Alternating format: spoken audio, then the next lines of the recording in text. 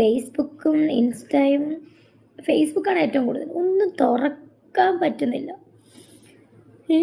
ഇവർക്ക് ഈ കണ്ടന്റ് ഓളികൾക്ക് രേണുസുതി വിത്ത് അല്ലെങ്കിൽ എബോവ് രേണുസുതി, ഈ രേണുസുതി എന്നുള്ള കണ്ടന്റ് മാത്രമേ ഉള്ളൂ അവർക്ക്. വേറെ ഒരു കണ്ടന്റും ഇല്ല, തുറക്കാൻ പറ്റണില്ല. എന്നെ ബാധിക്കുന്ന കാര്യം അല്ലെങ്കിൽ പോലും ചിലതൊക്കെ എന്നെ ബാധിക്കും.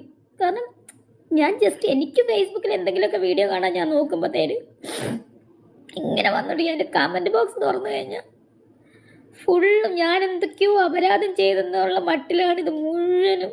എല്ലാവർക്കും അറിയാവുന്ന കാര്യമാണ്, ഒരു കണ്ടന്റാണ് രേണുസുതി. ഇവരൊക്കെ എന്തിന് കാശ് കിട്ടുന്നുണ്ടായിരിക്കും അവർക്ക് മാസം. പക്ഷെ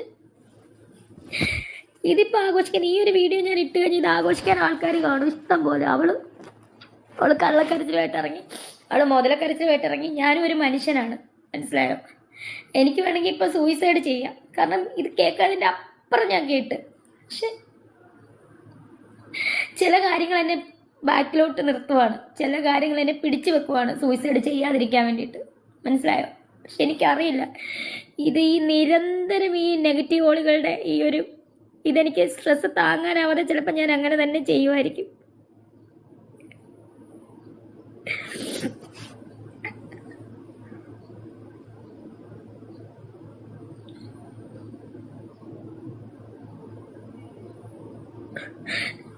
നിങ്ങൾ എന്തറിഞ്ഞിട്ടാണ് ഈ പരത്തെറി വിളിക്കുന്നത് എനിക്കറിയത്തില്ല.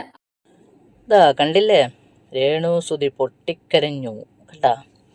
എന്തിനാന്നറിയില്ല പോലും.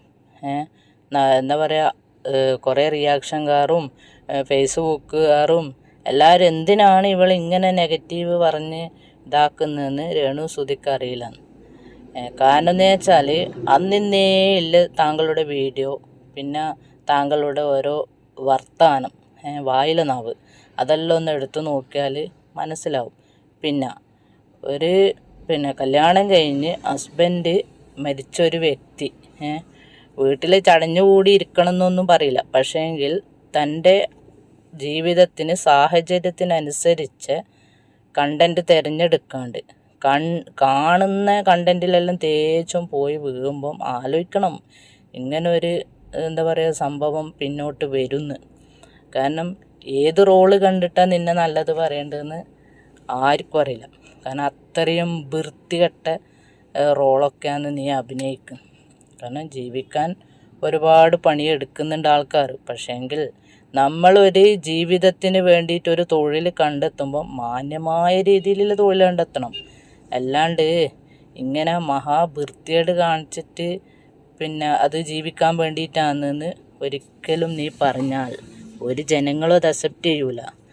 കാരണം ഈ യൂട്യൂബും ഈ ഇതൊന്നും തുറക്കാൻ പറ്റുന്നില്ല നിൻ്റെ ഈ വൃത്തികേട്.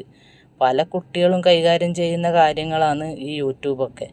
അതിലൊക്കെ നീ പിന്നെ എന്താ പറയുക ദാസേട്ടൻ കോഴിക്കോടിൻ്റെ എല്ലാം കൂടുതൽ അഭിനയിച്ച നിൻ്റെ അഭിനയം അതെല്ലാം നീ ഒന്നും കൂടെ എടുത്തു നോക്ക്. എവിടെയാണ് ഒരു നല്ലത് പറയാൻ പറ്റിയതെന്ന് രേണുസുതി തന്നെ ഒന്ന് ചിന്തിച്ചു നോക്ക്.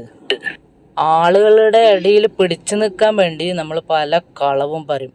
അതുപോലത്തെ കളവ് പറഞ്ഞത് ഇപ്പം കിച്ചു മൊത്തം സത്യം വെളിപ്പെടുത്തി. താൻ ഒരുപാട് അവനെ സ്നേഹിക്കുന്നുണ്ടെന്നും അവൻ്റെ ആവശ്യത്തിനുള്ള പൈസയൊക്കെ ഞാൻ അയച്ചു കൊടുക്കലെന്നും കുറേ മീഡിയക്കാരുടെ മുന്നിൽ ഇങ്ങനെ വായി തുറന്ന് പറഞ്ഞിട്ടില്ലേ, അതല്ല ഇപ്പോൾ അവൻ വെളിപ്പെടുത്തി.